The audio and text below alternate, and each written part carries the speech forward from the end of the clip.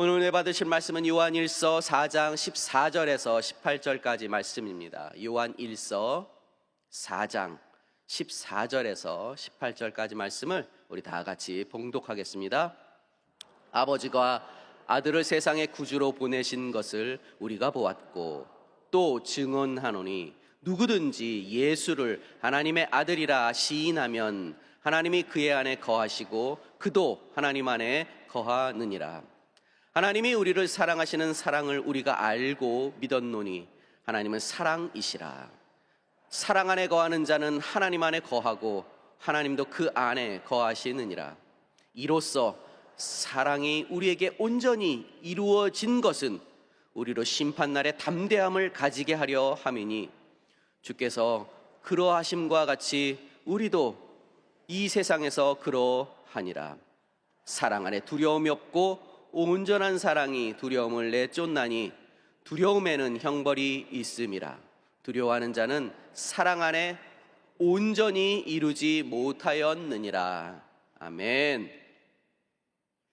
저는 오늘 요한일서 4장 14절에 18절 말씀 가지고 온전하고 담대하라, 이와 같은 제목으로 함께 하나님의 말씀을 증거하겠습니다. 온전하고 담대하라.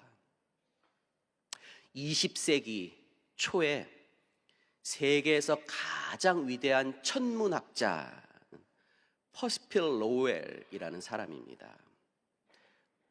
이 퍼시필 로웰이라는 사람이 화성을 아주 집중적으로 연구를 했는데요, 그 화성을 연구하다가 정말 위대한, 아니 깜짝 놀랄 발견을 하게 됩니다. 천체 만환경을 들고 계속 화성을 쳐다보면서 연구를 하는데 거기에 뭔가 강이 보이고 호수가 보이는 거예요. 그래서 이거는 지구 역사상 가장 위대한 발견이 될 것이다 라는 마음 가지고 집중적으로 연구를 했어요. 계속 천체 만환경 바라보면서 하나씩 자기 눈에 보이는 그 화성의 그 강 모습 그리고 호수의 모습을 그리기 시작했어요. 여기서는 이렇게 돼 있구나, 저기선 저렇게 돼 있네 해가지고 그림을 다 그렸습니다. 화성에는 물이 있다는 거예요. 여러분, 화성에 물이 있다는 것은 무엇을 의미하는가 하면 거기에 생명체가 산다는 의미예요. 그러면 정말 이 땅의 모든 역사를 통틀어 가장 위대한 발견을 한 거예요. 결국 그 연구가 완성이 되었고요, 화성의 운하, 그러니까 강, 물, 그리고 큰 호수 이런 것들을 잘 그려가지고 세상에 딱 발표를 했어요. 사람들이 박수를 치면서 놀랐습니다. 와, 이런 위대한 발견, 이런 위대한 연구가 어디 있나. 다 박수를 치면서도 한쪽 구석에서는 이상하다, 그럴 리가 없는데. 그래도 함부로 나서지 못하는 게 이 퍼시필 로웰이라는 사람은 너무도 위대한 학자이기 때문에 그래요. 실력으로 또 그 명망으로 위대한 학자이기 때문에 그 위대한 학자가 연구한 연구 결과를 뭐라고 할 수가 없는 거예요. 시간이 흘렀고요, 많은 나라에서 화성으로 로켓을 쏘아 올리고 실질적으로 화성에 가서 실질적으로 화성에 도착을 해가지고 살펴봤습니다. 어디에 물이 있는지, 어디에 강이 있고 어디에 호수가 있는지 아무리 찾아도 없어요. 세계적으로 유명한 학자가 화성의 지도라고 해가지고 이 운하를 잘 그려놨는데 그게 아무리 찾아도 없는 거예요. 근데 그게 여러 나라에서 화성을 연구하면서 로켓을 쏘아 올리고 실질적으로 가서 봤더니 아무것도 없는 거예요. 그 연구는 틀렸다. 그런 결과가 나중에 나오게 됐는데요, 이 로웰이라는 학자가, 그 위대한 학자가 어떻게 그렇게 있지도 않는 거를, 있지도 않는 강, 있지도 않는 호수를 바라보고 그림까지 그려냈을까요? 그거는 로웰의 눈에 눈병이, 그러니까 안질환이 있었던 것입니다. 그러니까 안구에 자신의 이 실핏줄이 망막에 비쳐서 보이는, 그래서 천체 만환경을 자꾸 보고 이렇게 관찰을 하면 자신의 눈에 있는 실핏줄이 마치 화성의 강처럼 보이고 개천처럼 보이고 호수처럼 보이는 거예요. 그걸 그림이라고 해서 딱 그려놓은 거예요. 지금은 이렇게 실핏줄이 망막에 비쳐서 보이는 현상, 이거를 로웰 증후군이라고 해서 질병으로 분류한다고 합니다. 여러분, 있지도 않는 것, 마치 있는 것처럼, 보지도 않았으며 본 것처럼 말하는 것은 이단이고 사입이에요. 하나님은 영이시니 인간의 눈으로 볼 수 없습니다. 따라서 하나님을 보기 위해서는 하나님의 사랑을 체험하는 일, 그리고 그 사랑을 나누면서 그 사랑을 마음속으로 느끼는 일, 그거밖에 없는 거예요. 근데 누군가 내가 하나님을 봤다, 아니면 심지어 내가 하나님이다 라고 하는, 그거는요 이단이고 사입이고, 심지어 그거는 이단도 사입이도 사실은 아니에요. 그건 사기꾼이에요. 돈 벌려고 하는 짓이에요. 사기꾼, 범죄자예요. 범죄자. 성도 여러분, 하나님을 자꾸 보려고 뭔가 신기한 걸 쫓는 그런 성품으로 신앙생활 하시는 분들이 있어요. 뭔가 신비로운 것, 눈에 뭔가 들리고 귀에 보이고 손에 잡히는 그런 게 아니라, 보이지 않는 어떤 저 영역에 있는 뭐가 해서 자신만이 어떻게 체험할 수 있을까 하는 그런 신비로운 영역을 쫓아가다 보면 당연히 그 신앙생활이 건전하지 못해요. 다시 말해서 자꾸 이단으로 빠질 수 있다는 겁니다. 사이비에 현혹될 수 있다는 것입니다. 그래서 사도 요한은 지난 목요일부터 계속 살펴보고 있는데요, 이 요한일서 4장 전체를 통틀어서 계속 사랑 이야기를 하는 거예요. 끊임없이 하나님의 사랑 알지 않느냐, 하나님의 사랑을, 우리가 하나님의 자녀가 되는 놀라운 구원을 받았는데, 구원받은 하나님의 백성이 열심히 하나님의 사랑을 나누고 사는 게, 이게 진짜 하나님을 보는 것이고 하나님을 체험하는 것이고 하나님의 음성을 듣는 것이다 라고 계속 끊임없이 강조하는 거예요. 그래서 사랑을 실천하며 사는 것이 가장 바른 신앙생활이라고 하면서, 오늘 같이 읽었던 본문 말씀을 다시 한번 보면 14절부터 16절까지만 한번 먼저 보겠습니다. 아버지가 아들을 세상의 구주로 보내신 것을 우리가 보았고 또 증언하노니, 누구든지 예수를 하나님의 아들이라 시인하면 하나님이 그의 안에 거하시고 그도 하나님 안에 거하느니라. 하나님이 우리를 사랑하시는 사랑을 우리가 알고 믿었노니, 하나님은 사랑이심이라. 사랑 안에 거하는 자는 하나님 안에 거하고 하나님도 그의 안에 거하시느니라. 하나님은 사랑이기 때문에 우리가 사랑하면 된다는 거예요. 계속해서 본문 17절 말씀은 우리가 다 같이 한번 읽어보겠습니다. 이로써 사랑이 우리에게 온전히 이루어진 것은 우리로 심판날의 담대함을 가지게 하려 함이니, 주께서 그러하심과 같이 우리도 이 세상에서 그러하니라. 여기서 보면 사랑이 우리에게 온전히 이루어진 것이라고 얘기했습니다. 사랑이 온전히 이루어진 것. 여기서 온전히라는 말은 뭔가 결함이 없고 완벽한 이런 뜻이 아니에요. 다 잘한, 성숙한이란 뜻이에요. 그러니까 신앙으로 따지면 깊어지고 넓어지는 것, 삶으로 따지면 그 인격과 성품이 성숙해진 것, 이 온전이라는 것은 그런 뜻이에요. 다시 말해서 신앙이 어느 정도 익어가는, 성숙해지는, 그거를 온전히 이루어진다고 그랬습니다. 그런데 이 온전히 이루어지기 위해서 해야 할 일은, 그러니까 신앙의 온전한 성숙, 다시 말해서 온전한 신앙의 성숙 또는 깊은 신앙, 넓은 신앙, 넉넉한 믿음을 가지기 위해서는 해야 할 일이 사랑이라는 거예요. 사랑을 실천하면 성숙한 신앙을 가질 수 있다는 것입니다. 그리고 성숙한 신앙으로 나아갈 수 있다는 것입니다. 한 유행가 가사에 우리가 나이 들어가는 거를 뭐라고 표현했는가 하면 익어간다고 그랬어요. 저는 그거 되게 은혜를 받았거든요. 사람이 나이 먹는 거는 늙어간다는 게 아니라 익어가는 거예요. 아주 탐스럽고 아름다운, 정말 쓸모있고 가치 있는 열매로 아름답게 익어가는, 그게 이제 성숙해가는 거거든요. 신앙이 성숙해가야 돼. 성숙한 신앙, 이 성숙한 신앙은 사랑의 실천을 통해서 가능하다는 것입니다. 근데 이게 내 뜻 내 의지로 사랑의 실천이 힘들다 그랬잖아요. 그래서 어제 제가 그런 말씀을 드렸습니다.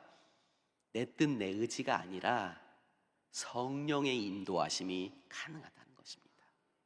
그렇게 성령의 인도하심을 따라서 사랑을 실천하면 성숙한 신앙의 모습을 가질 수 있게 되는데, 이 성숙한 신앙이라는 것은 머릿속으로 느끼는 어떤 관념적인 그런 게 아니라 실질적으로 내 삶의 터전에서 나타내 보여야 할 것들이에요. 그러니까 이렇게 지금 이 자리에서 아름다운 모습으로 이렇게 앉아서 하나님 앞에 예배드리는 이 거룩한 모습이 성숙한 신앙이 아니고, 여러분이 삶의 자리, 그 자리에서 하나님의 말씀과 하나님의 뜻을 얼마만큼 쫓아가며 살고 있는가, 그 삶의 모습 속에서 성숙한 신앙의 모습이 나타난다는 것입니다. 제가요, 몇 년 전에 우리 귀한 성도님 몇 분이랑 같이 이제 식사할 기회가 있어서 식사 자리에 이렇게 갔는데, 굉장히 좀 큰 식당이었습니다. 물론 이제 같이 하시던 어떤 지역장께서 미리 이제 예약을 해놔가지고, 손님이 굉장히 많은 식당인데 예약을 해놔가지고 저희는 미리 가가지고 먼저 가서 앉아 있었습니다. 근데 아무리 예약을 했어도 식당에 손님이 많으니까 앉아서 기다리잖아요. 그런데 한참 기다리고 있는데 우리보다 늦게 온 테이블로 이 종업원이 식사를 먼저 제공을 하는 거예요. 그 모습을 보고 우리 같이 있었던 일행 중에 한 분이 벌떡 일어나서 막 뭐라고 하는 거, 아니 우리는 예약을 해가지고 미리 여기 앉아 있는데 저 사람들은 늦게 왔는데 왜 저기부터 밥을 주냐, 이거예요. 근데 옆에 앉아있던 권사님이 또 벌떡 일어나더니 맞다고, 아무리 바빠도 그렇지 하면서 하시는 말씀이, 목사님을 모시고 왔는데 이렇게 기다리게 하면 되냐고. 얼마나 제가 민망을 하는지. 저 그렇게 배고프지 않았거든요. 목사님을 계속 목사님 얘기를, 제발 목사님 얘기 좀 하지 말지. 저 그러면서 그때 그 경험에 그런 생각을 했어요. 목회를 다시 한번 생각하게 했어요. 신학의 성숙이라는 것이 예배드리는 그 자리에서 아멘 하고 딱 하나님 앞에 결단하고 다짐하는 그 모습이 아니고, 삶의 터전에서의 모습이구나, 삶의 팀에서. 그래서 저는 그때 한번 저의 목회를 다시 한번 돌아보는 기회가 됐는데요. 신앙의 성숙은 삶의 자리에서 나타나는데, 하나님의 사랑을 실천하는 것이 신앙의 성숙으로 나아가는 길이라고 그랬잖아요. 하나님의 사랑을 실천하는 게 별게 아니라는 거예요. 어려운 게 아니에요. 내가 주문했는데 주문한 저보다 더 늦게 밥이 나온다고 지적하고 사장 나오라 그래 하는 게 아니고, 기다리는 것. 에이 그럴 수 있지, 저 종업원이 착각했지 해가지고 이해하고 기다리고 두 번째 순서로 밥을 먹을 수 있는 것, 그것이 바로 사랑의 실천이라는 거예요. 어렵지 않습니다. 양보하고 이해하는 것. 여러분, 이것처럼 신앙의 성숙은 굉장히 중요합니다. 신앙의 성숙이 꼭 필요한 이유, 그 첫 번째는 환난 앞에서 담대할 수 있기 때문에 그래요. 환난 앞에서. 여러분, 초대교회 성도들이 정말 엄청난 삶을 살았다 그러잖아요. 여러분, 초대교회는 예수 믿는다는 그 하나 자체로 잡혀가서 짐승의 밥이 되고 불에 태워 죽임을 당했어요. 예수 믿는다는 것이 목숨을 걸고 믿는 거예요. 쉽지 않은 거죠. 그렇기 때문에 예수 믿을 때 이게 허투루 된 믿음, 허투루 된 신앙으로는 버틸 수가 없는 거예요. 환난이 닥쳐올 때 그거를 버티려면 성숙한 신앙이 꼭 필요하다는 겁니다. 그래야지 그런 환난 앞에서 눈 하나 깜짝 안 하고 담대할 수 있는 겁니다. 여러분, 우리나라에 처음 복음이 증거될 그때 선교사님을 통해서 복음이 들어왔잖아요. 그래서 그 선교사님들이 많이 목숨을 잃었습니다. 용인에 가면 한국 기독교 순교자 기념관이 있어요. 저 거기 가 보니까 이제 예수 믿는다고 핍박당하고 죽임을 당했던 많은 사람들의 자료들이 거기 있는데 깜짝 놀랐어요. 저는 선교사님, 이 땅에 복음을 위해서 선교사님들만 목숨을 버린 줄 알았어요. 그런데 그게 아니더라고요. 거기 가서 보니까 그 외국의 선교사님들 뿐만 아니라 우리나라 사람들, 정말 어린아이부터 할아버지 할머니까지 다양한 우리나라 사람들, 직업도 다양해요. 뭐 장수도 있었고, 또 높은 어떤 군수도 있었고, 또는 머슴도 있었고, 그런 많은 우리나라 사람들이 신앙을 지키기 위해서, 믿음을 지키기 위해서 자신의 목숨을 버렸다는 거예요. 아, 그렇구나.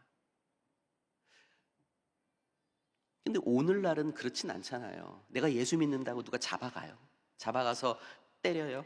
아니면 잡아가서 아니면 잡아가서 죽입니까? 짐승의 밥을 만듭니까? 그렇진 않잖아요. 그래서 그런지 설렁설렁 신앙생활을 해요. 성숙한 신앙을 통해서 우리에게 닥쳐올 환난, 그 환난에 담대하시길 주님의 이름으로 부탁을 드립니다. 여러분, 환난이라는 게 옛날에는 너 예수 믿을래 안 믿을래 목에 칼을 들이매는 건데, 이제는 그런 게 아니에요.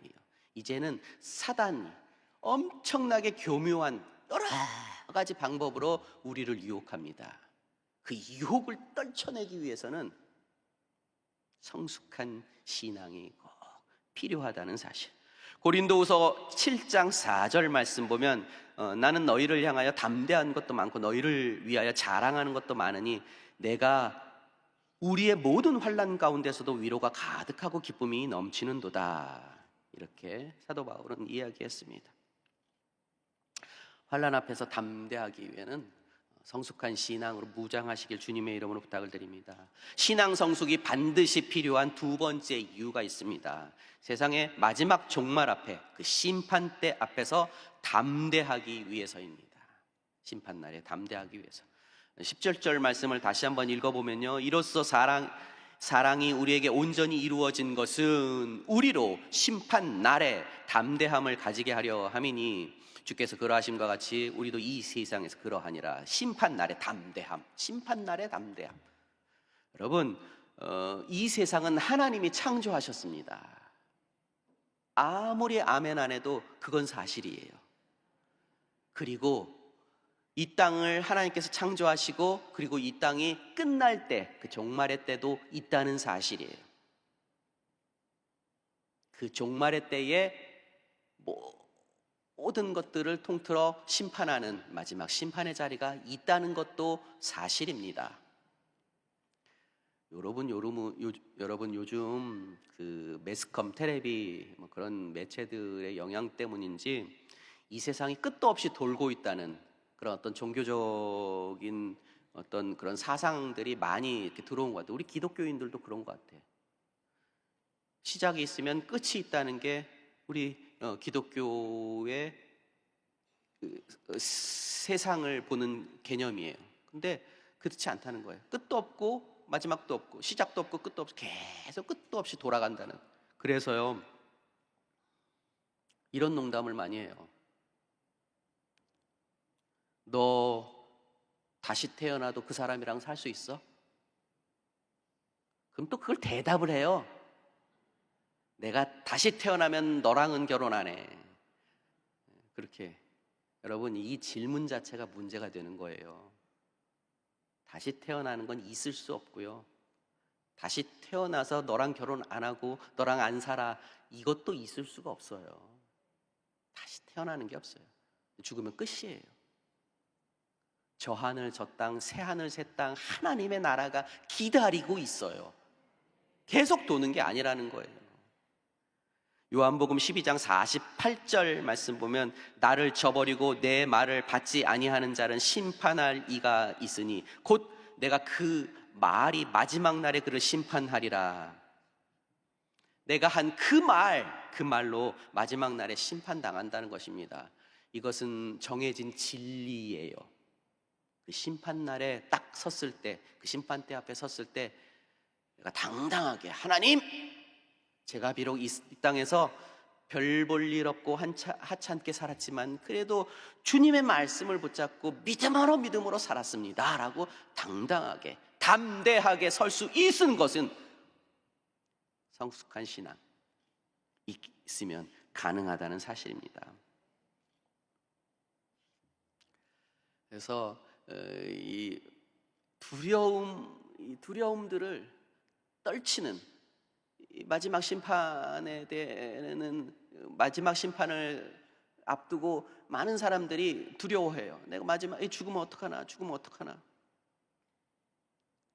이 땅에 태어난 모든 사람은, 한 번 태어난 사람은 반드시 한 번 죽게 돼 있어요. 한 번 태어난 사람 두 번 죽는 것도 없고요, 두 번 태어나는 사람도 없고요. 한 번 태어난 사람 한 번 죽게 돼 있어요. 죽음 너머에는 분명히 심판이 있고 하나님의 나라와 지옥 형벌이 있어요. 근데 그 지옥 형벌이라는 게 무서운 이유는 그게 끝도 없이 펼쳐지기 때문인 거예요.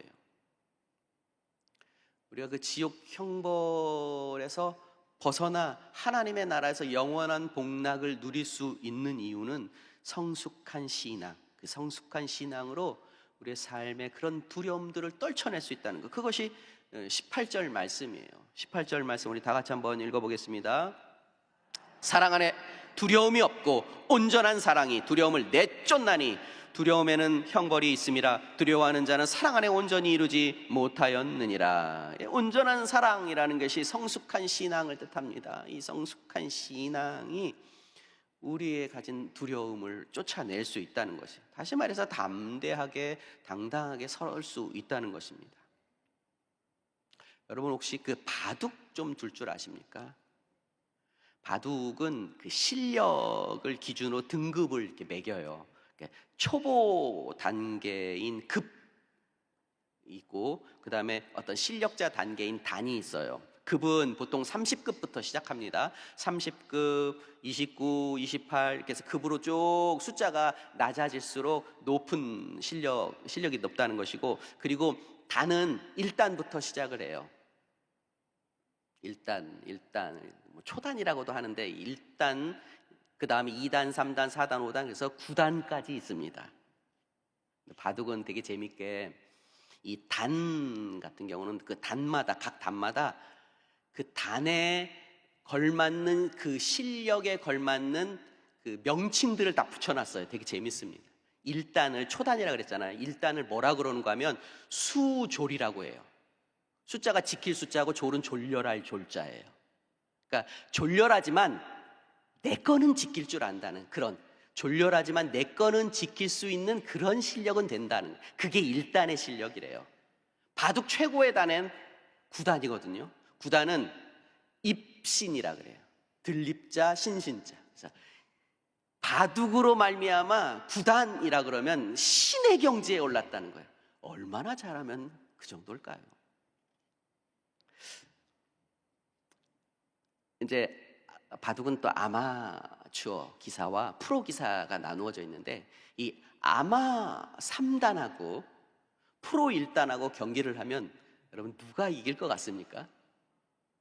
당연히 아마 3단이 이겨요. 3단이잖아요. 1단은 1단, 2단, 3단 벌써 2단계 높은데, 아무리 아마래도 3단이 이깁니다. 아마는 7단까지인데 아마 7단이랑 프로 2단이랑 싸우면 당연히 아마 7단이 이겨요. 그런데 상금을 두고 하는 경기가 있으면 결과는 달라집니다. 결과는 달라져요. 아무리 아마 7단이라도 프로 1단 졸렬하지만 자기 거 정도밖에 지킬 수 없는 그런 실력 갖고도 아마 7단은 프로 1단을 못 이겨요. 왜요? 상금이 걸려 있잖아요. 프로라는 뜻은 바둑으로 먹고 사는 사람이란 뜻이고, 아마라는 것은 바둑이 좋아서 취미로 하는 사람이에요. 그래서요, 아마 기사는 바둑 한 번 져도 그냥 그것뿐이에요. 기분만 좀 나쁠 뿐이에요. 특별한 게 없습니다. 근데 프로는 바둑 한 판 지면 자기 아기 분유값이 떨어지는 거예요. 기저귀 못 사요. 음식을 살 수가 없어요. 먹을 게 없어집니다. 그렇기 때문에 한 수 바둑 둘 때 프로는 목숨을 걸고 두어요. 목숨을 겁니다. 그렇기 때문에 취미로 바둑을 하는 아마추어는 진짜 경기에서는 프로를 이길 수 없다는 것이에요. 여러분, 이게 신앙생활의 자세예요. 설렁설렁 마치 액세서리 하듯이 종교생활하는 게 아니고 목숨을 걸고 하는 거예요. 목숨을 걸고. 온전한 신앙으로 무장해서 사단과 싸워서 자꾸 이겨내야지, 승리해야지 되는 이 영적인 이 전쟁터에서 한 번이라도 패하면 끝장입니다. 취미는 종교 활동이 아니에요. 목숨을 걸고 바둑 한 수 둘 때마다 나의 모든 목숨을 걸고 내 생명이 달려있다는 마음으로 바둑을 두는 사람은 못 이겨요. 그래서요, 신앙의 성숙은 되면 좋고 아니면 말지, 이게 아니라는 것입니다. 다 신앙의 성숙을 이루어서 사단마귀 원수 귀신을 물리치고 이 환난 날에 담대함으로 당당하게 서서 심판 앞에 두려움 없이 우리에게 주어진 귀하고 복된 은혜의 날들을 살아가는 것, 그것이 오늘 우리에게 주어진 귀하고 복된 인생이라는 사실을 꼭 기억하시길 주님의 이름으로 부탁을 드립니다. 오늘 이 아침에 목숨 걸고 성숙한 신앙을 이루기 위해서 사랑을 실천해 나아가는 그런 귀한 삶 살아가시길 주님의 이름으로 부탁을 드립니다. 기도하겠습니다. 하나님 아버지, 감사합니다.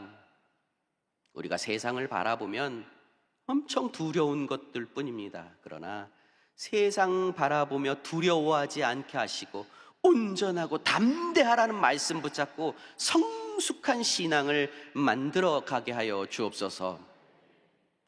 나라와 민족을 지켜 주옵소서. 우리 교회와 우리 당장 목사님 사역에 놀라운 역사를 허락하여 주시옵소서. 서시는 단마다 선포하는 말씀마다 기사와 이적으로 넘쳐나게 하시고 그 삶 속에 그 삶의 터전 가운데 하나님 강건함으로 더욱더 붙들어 주시옵소서.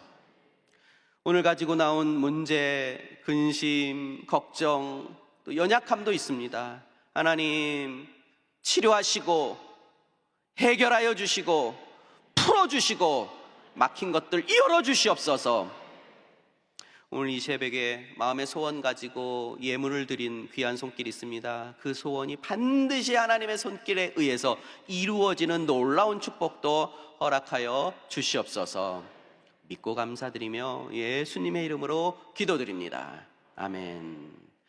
하늘에 계신 우리 아버지, 이름이 거룩히 여김을 받으시오며 나라가 임하시오며 뜻이 하늘에서 이루어진 것 같이 땅에서도 이루어지니이다. 오늘 우리에게 일용할 양식을 주시옵고 우리가 우리에게 죄 지은 자를 사하여 준 것 같이 우리의 죄를 사하여 주시옵고 우리를 시험에 들게 하지 마시옵고 다만 악에서 구하시옵소서. 나라와 권세와 영광이 아버지께 영원히 있사옵나이다. 아멘.